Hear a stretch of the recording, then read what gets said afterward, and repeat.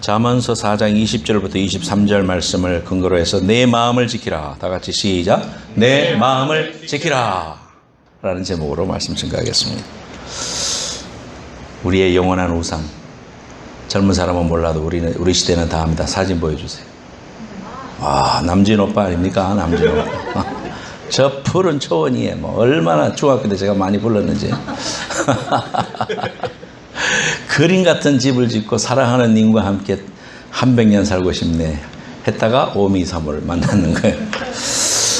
그래서 그림 같은 집은 못 지어갖고 죄송하지만은 아주 행복하게는 살고 있어요. 남진 씨가요, 그 장로님이 됐더라고. 그 세해된 교회의 명예 장로님이 되셨어요. 그래서 저번에 해병대 출신이고 노래도 뭐 스타하고 또 윤복희하고 결혼도 했었고 뭐 여러 가지 많지만 인생의 마지막에 하나님을 제대로 만났어요. 그래서 그분이 간증할 때 내가 좀 더 일찍 하나님을 만났다면 그렇게 간증하는 거 제가 봤습니다. 저번 노래 중에 마음이 고와야 여자지 얼굴만 예쁘다고 여자냐, 한 번만 마음 주면 변치 않는 여자가 정말 여자지. 이 말 듣고 뭔가 자매님들은 어떻게 생각이 됩니까? 그런 여자 있습니까? 마음 주면 안 변하는 여자 있습니까? 예, 그런 분이 남자들은 로망입니다. 그런 분들을 찾습니다. 근데 중요한 거는 마음인 것 같아요. 마음을 사고 상대방의 마음을 이렇게 내 것으로 만들 수 있다면 모든 문제가 해결되죠. 결국은 바이어들이 만나가지고 협상을 이루어내는 것도 결국은 마음입니다. 미국 비자 받을 때도 어떤 줄은 계속해서 떨어집니다.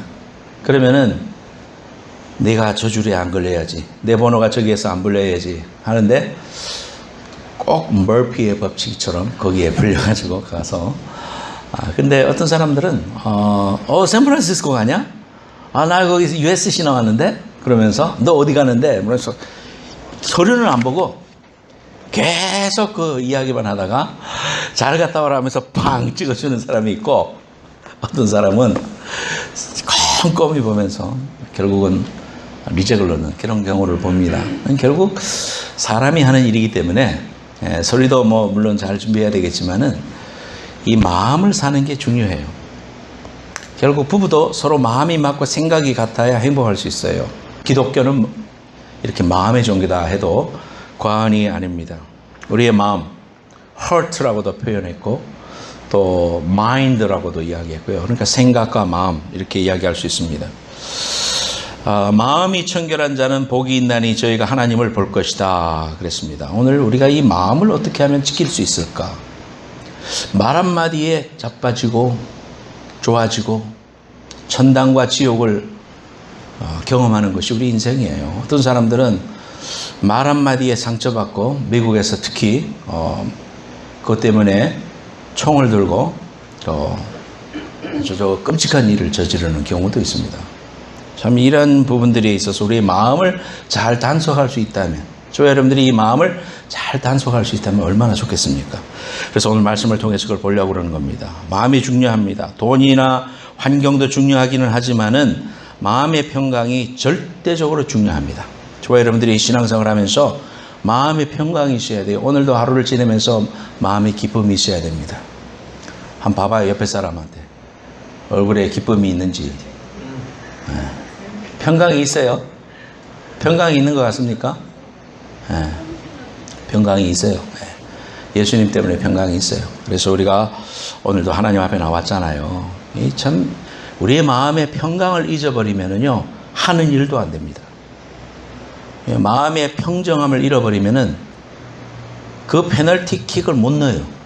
그렇게 넓은데 골키퍼의 입장에서는 막 그냥 온갖 곳이 다 들어갈 것 같아요. 근데 차는 사람의 입장에서는 정말 그 넓은데 하필이면은 골키퍼 앞에 간다든지 어제처럼 골대 위로 날려버린다든지 그런 일들이 있습니다. 사람의 마음이 정말 중요해요. 그래서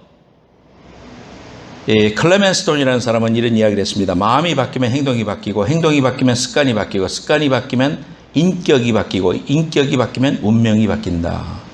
즉 우리가 세속주의에서 말하는 그런 마인드 컨트롤이 아니라 하나님이 주시는 우리의 마음을, 우리의 인격을 어떻게 하면은 잘 관리할 수 있을까. 근데 우리의 마음은 쉽게 이 마음의 주인을 악한 마귀에게 내어줄 때가 너무나 많습니다. 그래서 오늘날의 사람들의 마음은 황폐해졌어요. 예민해졌어요. 남을 요만큼도 인정해 주지 않으려고 해요. 여러분들 운전해 가다 보면 느낄 수 있어요. 그런 운전석에만 앉으면 난폭해지고 예민해지고, 저도 그럴 때가 있습니다만은, 선교사님도 그럴 때 있어요? 운전석에서? 오재훈 집사님 항상 그래요? 아니에요. 이종환 형제는? 당연한 거 물어보셔요. 그래도 이제 믿음으로 자꾸 다스리려고 노력하고, 한 번 참고 두 번 참고 자꾸만 참고 싶어지는 게 신앙생활인데, 제 집사님은 어때요? 저분은 천사 같아요. no. 아니, 저렇게 빨리 대답을 할 수가 있을까? 이번에 한국 가면 잘해요 좀. 저분 천사 같아요 정말. 천사 같은 분이에요. 그런데 빌립보서 2장 5절 8절 같이 읽겠습니다. 시작. 너희 안에 이 마음을 품으라. 곧 그리스도 예수의 마음이, 그는 근본 하나님의 본체시나 하나님과 동등됨을 취할 것으로 여기지 아니하시고 오히려 자기를 비워 종의 형체를 가져 사람들과 죄되었고 사람의 모양으로 나타나셨음에 자기를 낮추시고 죽기까지 복종하셨으니 곧 십자가에 죽으심이라. 예수의 마음을 품으라 그러는데, 예수의 마음은 무슨 마음이에요? 자기가 죽는 거다 이렇게 말하고 있습니다. 우리 자아가 죽고 정욕이 죽고 내 혈기가 죽고, 이게 예수의 마음이다, 그렇게 빌립보서에서 말씀하고 있습니다. 그러면은 오늘 두 가지 원칙을 배웁니다. 첫 번째, 1 읽겠습니다. 말씀을 시작. 말씀을 청종할 때. 오늘 본문 말씀에 보면 내 아들아 내 말에 주의하며 내가 말하는 것에 내 귀를 기울이라 그렇게 말했습니다. 그것을 네 눈앞에서 떠나지 말게 하고 네 마음에 지켜라. 22절에 그것은 얻는 자에게 생명이 되고 그의 온 육체의 건강이 될 것이다. 하나님의 말씀은 살았고 생명이라고 그랬죠. 그래서 하나님의 말씀이 나를 통과하면 살아나요.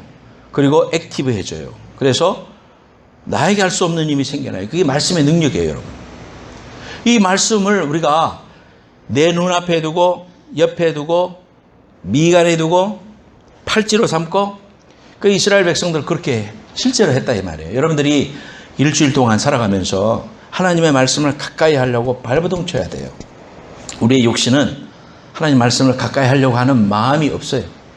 자기 주관대로 살려고 해요. 그렇기 때문에 우리는 의지로, 믿음의 의지를 가지고 말씀을 가까이 하고 카드를 만들고 또 차에다 붙여놓고 냉장고에 붙여놓고 휴대폰 뒤에다가 적어놓고, 하여튼 그러면서라도 말씀을 가까이 하고 이 말씀을 자꾸 그 말씀을 기울이면 그 말씀이 내 마음을 지켜준다 이렇게 말하고 있어요. 이게 비결이에요.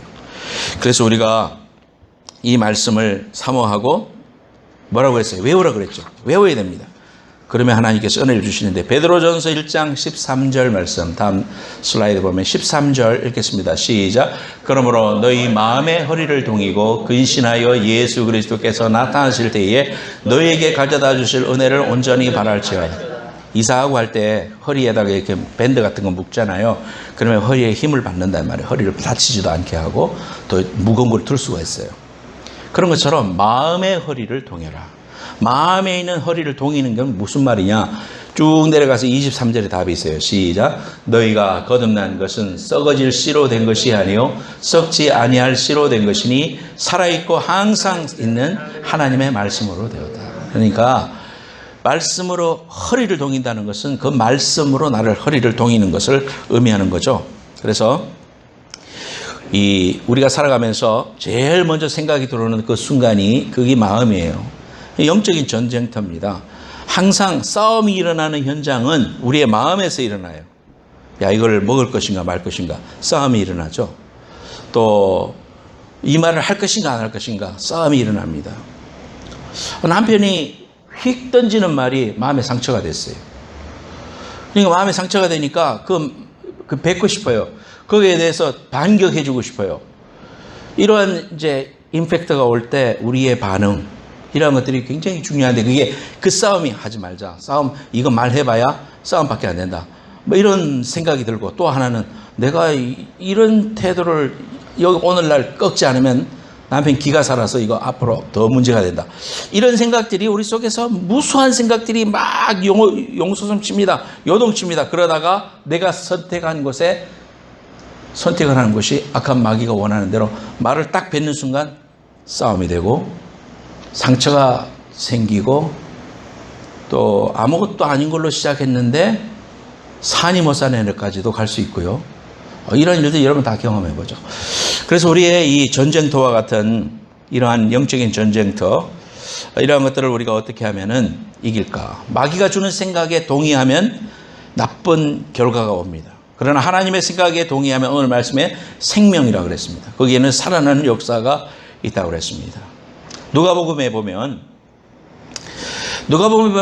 가론 유다라고 하는 그 유다한테 사탄 마귀가 들어가서 유다가 예수를 팔기로 마음을 먹는 이러한 장면을 봅니다. 그러니까 악한 마귀가 그의 마음을 사로잡고 예수님을 십자가에 못 박는 일에 앞장서서 예수님을 팔아먹습니다.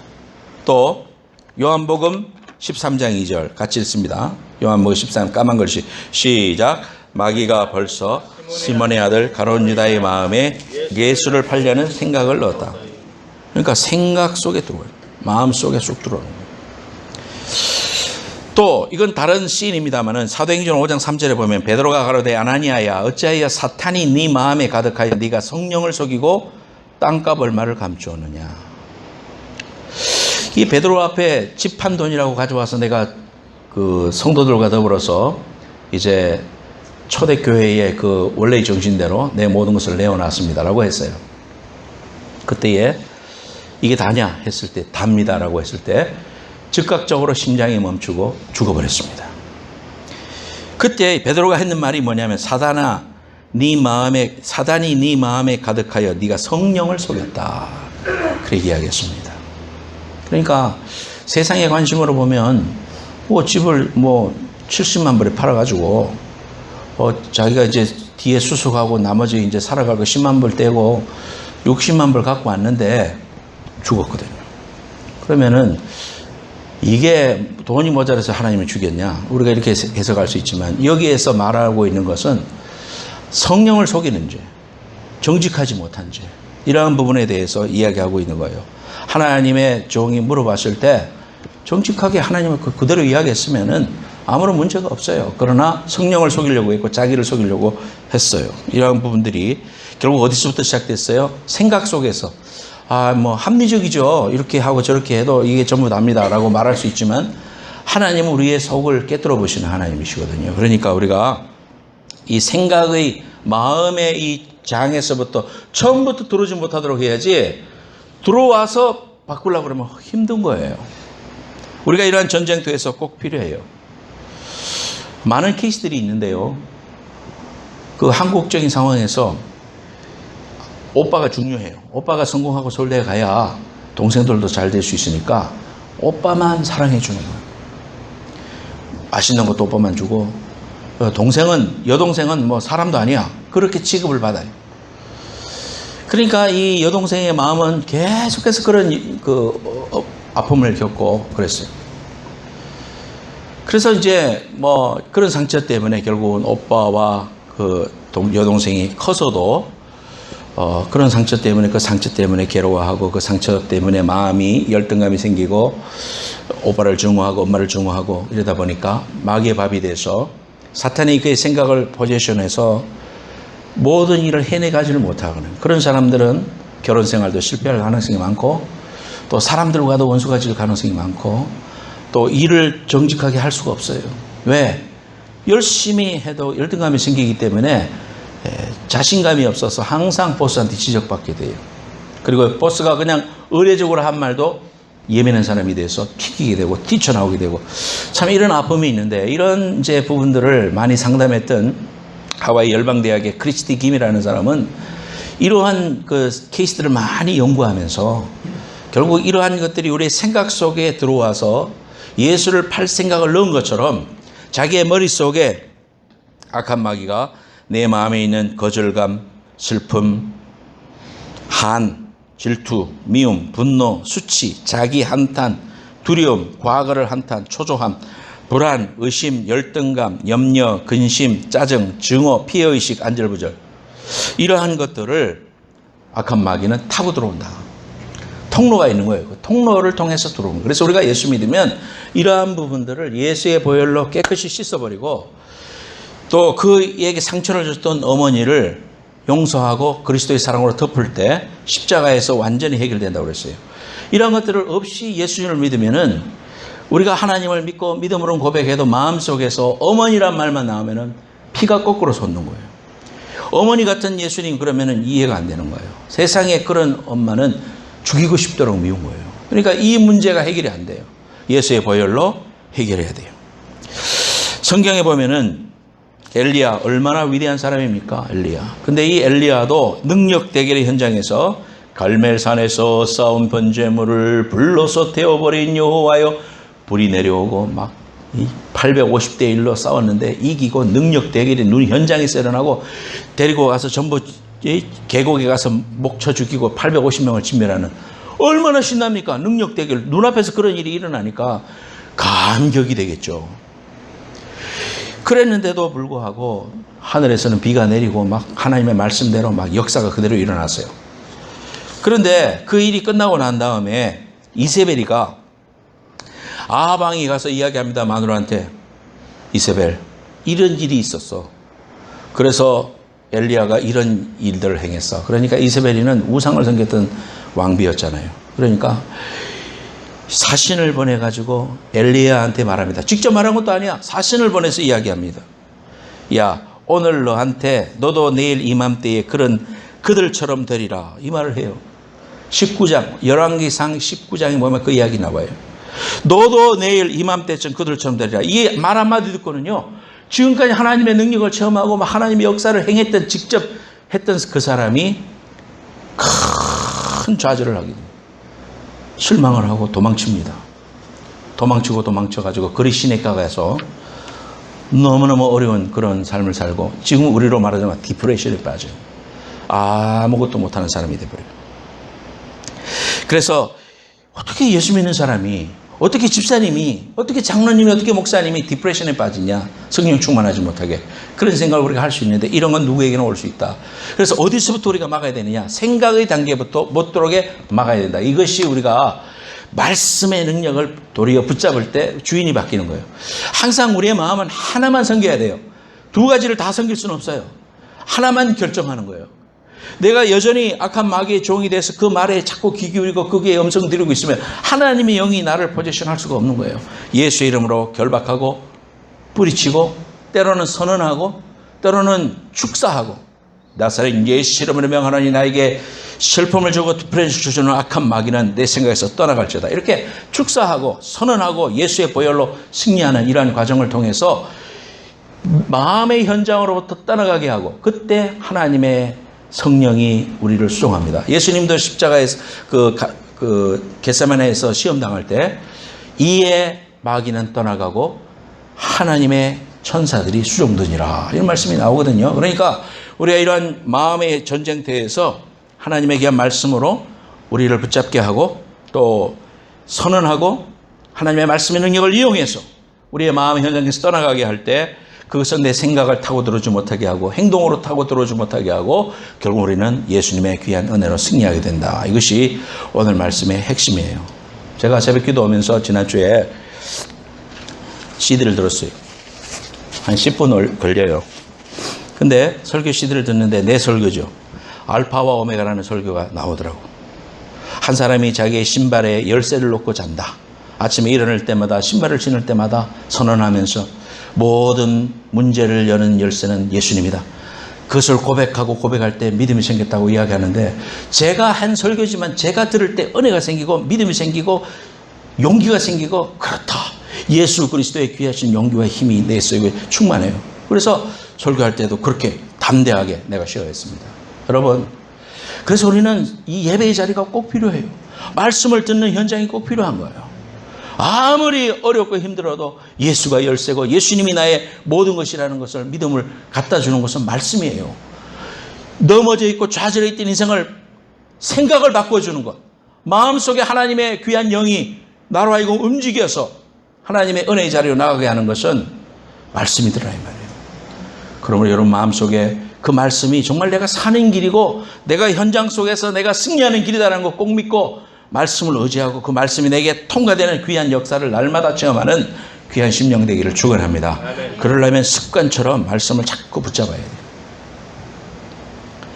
모든 경험, 사건, 본 것, 들은 것, 가르침, 사고, 가정교육, 주변 환경에 하나님의 말씀이 결론이 되게 만드는 거예요. 뭐 쉽게 말해서 운전하는데 잘 못하고 그 사람 실수로 돌았다고 해봅시다. 그래도 내 마음속에 어떻게 됩니까? 저 사람 꾸물락거려가지고 이번에 좌회전 신호 받았어야 되는데 못 받게 됐어요. 자기는 룰루랄라 하면서 가고 나는 스톱하게 했어요. 그때 분노가 나지. 생각이 그렇지만 그럴 때 그 생각을 따르고 저놈 가다가 빵꾸 나라 뭐 아니면 뭐 어떻게 되라 뭐 이렇게 생각할 게 아니라 그런 생각을 붙잡는 게 아니라 그런 생각이 쑥 들라고 할 때 말씀으로 그래.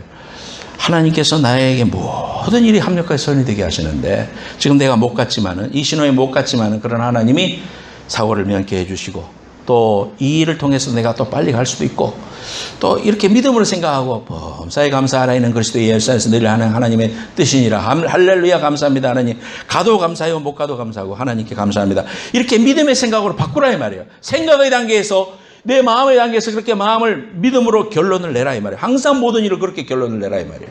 그 훈련을 그렇게 하라 이 말이에요. 그러면 내 마음에서부터 이미 주인이 예수님이 되기 때문에 그런 생각들이 못 들어오는 거예요. 근데 그런 생각을 붙잡아 버리면은 그 다음부터는 이 악성 코드가 심겨져서 이 컴퓨터는 마귀의 것이 되고 마는 거예요. 그러니까 마음대로 움직이는 거예요. 이래는 화를 내면 화를 내고 뭐 집어 던지라고 하면 집어 던지고 온갖 나쁜 짓을 하게 돼서 결국은 그 피해는 누구한테 와요? 내한테 오는 거예요.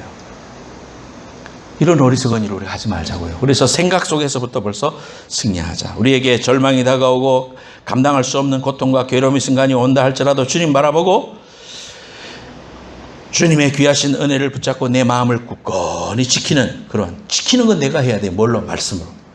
결론이 말씀이 되게 따라서요. 결론이 말씀이 되게 하자. 결론이 말씀이 되게 하자. 할렐루야. 아멘. 꼭 실천하는 한 주간 되길 바라요. 아멘. 두 번째 제목 읽겠습니다. 시작. 하나님의 임재를 통하여 하나님의 임재를 통해서 마음을 지킬 수 있다. 위로부터 부어주시는 하나님의 힘이 있어야 된다는 거예요. 내 힘으로는 한계가 있어요. 아까도 어제 기도했지만 내 힘으로는 못하는 게 있어요. 남진 씨가 그렇게 고백했어요. 나는 젊을 때 자기 힘으로 다 될 줄 알았고 명예도 부도 다 올 줄 알았다. 노래 기가 막히게 하더만요. 정말 찬송가도 정말 기가 막히게 부르더만요. 근데 하나님의 은혜를 경험하고 나서 내가 할 수 없는 일이 있구나. 내 힘으로 안 되는 일이 있구나. 좌절과 인생의 아픔과 쓰라림을 겪으면서 그분이 그런 걸 깨달았어요. 그러면서 하나님 앞에 무릎 꿇었어요.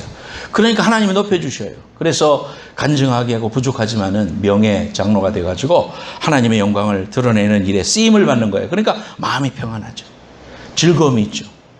초청 전도잔치에 가서 그만한 영향력을 줄 수 있는 사람이 어디 있어요, 이 세상에. 한국의 특히 아줌마 부대들한테 얼마나 많은 인기가 있겠어요. 그분이 간증하면 대단한 거예요. 사랑하는 여러분, 열왕기상 19장 말씀에 보면은 이 열왕기상 19장 말씀에 하나님께서 엘리야한테 나타나십니다. 19장 전 18장까지는 17장부터 여러분 자세히 읽어보면요. 하나님이 말씀하셨어요. 하나님이 말씀하시되 하나님이 나타나셔서 말씀하시되 하나님이 말씀을 청종하고 그 말씀대로 인도함 받아서 아합 왕 앞에도 담대하게 섰었고 그리 시내까지도 갔었고 또 사렙다 과부 집에도 갔었고 뭐 하나님의 역사를 다 체험했어요. 그런데 19장에 와서 이세벨이 그 한 말 하고 나서 하나님의 음성을 듣지 않습니다. 하나님의 음성보다 먼저 갑니다. 그러므로서 어려움을 겪고 고통을 겪게 되는 것을 우리가 볼 수 있습니다. 그래서 하나님의 임재가 그의 속에 다시 나타나요. 그래서 하나님이 나타나셔서 떡을 먹여주고 물을 먹여주고 쉬게 하고 육신의 평안함을 주시고 또 말씀을 들려주실 때 다시 살아나는 역사를 경험해서 하나님의 귀한 은혜를 힘입는데 막 지진이 나고 막 천둥이 치고 막 그런 곳에 하나님의 음성이 들려지지 않았고 말씀해 보면 열왕기상 19장 12절 말씀 봅시다. 또 지진 후에 불이 있으니 불 가운데서도 여호와께서 계시지 아니하시더니 불 주위에 세미한 소리가 있는지라. 그래서 저 텍사스에 가면 세미한 교회 이름 적으셨다는 거예요. 세미한 잠잠한 가운데 하나님께서 세밀하게 내 귀에 말씀하시더라고요. 천둥처럼 말씀하실 때도 있지만 하나님은 내가 성경을 보고 찬양을 하고 하나님 앞에 묵상하고 있을 때 주님 어떻게 해요? 라고 있을 때 주님이 마음속에서 세밀하게 저 멀리서 들리는 음성처럼 내게 다가오셔서 아 이게 주님의 음성이구나 느껴질 때 세미하게 내게 말씀해 주실 때 내 길이 보여지고 하나님의 응답이 있고 하나님의 축복이 있다는 사실을 우리가 알게 됩니다. 그렇게 했을 때 엘리야가 회복이 됐어요. 우리도 우리 인생 가운데 내 안에 들어오려고 할 때에 재산 다 주고 돈과 협의하고 뭐 세상 것을 의지하게 하고 방법을 그쪽으로 쓰려고 하는 그런 생각이 들어올 때에 내가 문을 닫아야 돼요. 그러나 예수님의 말씀이 올 때는 문을 활짝 열고 하나님의 음성을 받아들이면 60배, 100배, 만배로 열매 맺힌다. 이것이 두 번째 원리입니다. 한 사람을 제가 소개하겠습니다. 조영주 예비역 해군 제독 애드미럴 조. 저분은 최영함의 함장이었어요. 지금 별 하나로 리타이어 했어요. 저분이 해사 40기입니다. 저하고 같이 군대 생활했어요. 그래서 내가 쏘이 때 저분이 대위예요. 난 대학원 마치고 갔기 때문에 저보다 나이는 한 살 적지만은 그때 대위였어요. 진해에 가면은 기독 장교들이 머물 수 있는 그런 그 장소가 있어요. 거기에서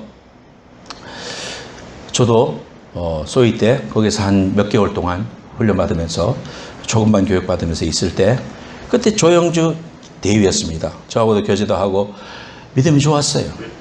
그래서 그 손원일 초대 참모총장의 부인이 출원을 해가지고 멋지게 지어놨어요. 그래서 거기서 기독 장교들은 지내면서 군대 생활을 했습니다. 미혼인 사람들. 근데 그때 제가 저 형제를 봤는데 믿음이 참 좋아요. 근데 저분이 저 최영함 함장으로 지난번에 그 해적이 나타났을 때 성공을 시켜가지고 결국은 24명의 인질을 구하고 석해군 선장도 부상을 입었지만은 구하고 아무도 안 죽고 무사히 한국에 도달해서 영웅이 됐죠. 그래서 장군 진급한 거예요. 근데 저분이 이제 간증을 하는 겁니다. 저분은 믿음의 사람이었어요. 제가 그 이후에 이야기를 군목했던 사람을 통해서 제가 봤는데 대위 때 고석정 함장을 하고 출동을 나가면 항상 목사님한테 와가지고 그 당시에 김종훈 군종이라고 우리 침례교 후배가 있어요. 그분한테 와서 목사님 출동 나가요. 기도해 주세요. 무릎을 꿇고 기도를 받습니다. 항상 출동 나가면 배 함장을 할 때 와서 축복 기도해 주십시오. 안전하게 다녀올 수 있도록 기도해 주십시오. 그렇게 기도했습니다.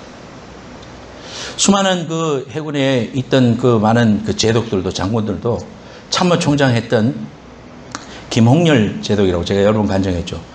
두리스트 할 때 참모총장으로 올라간 사람. 그분도 정복을 입고 별을 4개를 단 상태에서 목사님들 앞에 초청해서 무릎 꿇고 목사님 저를 축복해 주십시오. 제가 오늘 여기 오게 된 것은 전적인 하나님의 은혜입니다. 그랬을 때 목사님들이 기도해 주시고 그래서 그 해군에 위대한 일들 많이 했어요. 저분인 그랬던 사람입니다. 그 대령 때 출동을 나갔는데 지금 3호 주얼리호에 이런 일이 생겼다. 빨리 가서 해적을 물리치고 인질을 구해와라. 절대절명의 그러한 순간이 있었습니다. 그때에 이를 간증을 하는데 그런 이야기를 합니다. 1차로 접근을 해서 UDT 요원들이 가서 그 배에 올라가려고 했을 때에 저것들이 투항하는 척 하다가 총을 갈겨가지고 우리 그 UDT 팀이 그 대장이 총상을 입어요. 그래서 후퇴했습니다. 그런 이제 아픔을 겪고 지금 굉장히 절대절명이에요. 잘못하면 인질 죽고요. 이제 그런 상황에 놓였을 때 이분이 할 수 있는 게 없더래요. 그래서 기도했답니다. 그래서 그 함교에 있다가 다시 함장실로 돌아와서 이 막중한 국가적인 난관을 어떻게 극복할 것인지 깊은 고민에 빠졌다. 현재 상황에서 어떠한 방법을 강구해야 할 것인가. 나는 현장 지휘관으로서 반드시 승리의 방법을 찾아내야만 하였기에 전심전력으로 에베네셀의 하나님, 전능하신 여호와 니시 하나님께 울부짖는 기도를 드릴 수밖에 없었다. 그리고 나서 계속해서 기도 후에 책상에 앉아 평소대로 지혜를 얻기 위해서 매일 들어오던 영어 성경 시편 40편을 듣기 위해서 눈을 감는 순간 내 옆을 스치는 바람과 같은 느낌과 함께 시편 40편이 아닌 시편 27편 다윗의 전쟁시가 내 귀에 들려왔다. 나는 깜짝 놀라 이게 뭐지? 하면서 주위를 돌아보았지만 아무것도 보이지 않았다. 심령으로부터 제1차 작전까지 거의 잠을 자지 못했던 내 육신이 가볍게 새틀처럼 가벼워지면서 마음의 저 깊숙한 곳에서부터 주체할 수 없는 강력한 새 힘이 나를 샘물처럼 용솟음치는 것을 느꼈다. 이에 마음에서 영주야 네가 위험을 무릅쓰도록 해라. 내가 너와 함께 할 것이다. 그래서 최대한대로 배를 가까이 붙이면서 우리의 특공대원들이 배에 올라타는 것을 그 해적들이 사격을 못하도록 알아채리지 못하도록 하나님 도와달라고. 나는 작전 개시 전 최소한 3번 두 손 들고 전심으로 하나님께 도움을 구해야 되겠다고 생각하고 기도를 했다. 아니 통곡하고 절규하며 하나님께 부르짖었다고 해야 맞을 것이다. 이 일을 행하시는 여호와 그것을 만들어 성취하시는 여호와 그의 이름을 여호와라 하는 이가 이같이 이르시도다. 너는 내게 부르짖으라. 내가 내게 응답하겠고 네가 알지 못하는 크고 비밀한 일을 내게 보이리라. 할렐루야. 사랑하는 여러분, 오늘 말씀 꼭 기억하고 말씀으로 하나님의 임재의 연습을 통해서, 즉 기도를 통해서 하나님의 귀한 은혜를 경험하고 가는 곳마다 내 마음의 영역에서부터 이미 승리하여 하나님이 주인공 되셔서 우리의 삶을 열어주시고 기적과 은혜로 이끄시는 귀한 삶이 되시기를 예수님의 이름으로 축원합니다. 찬송 부르겠습니다.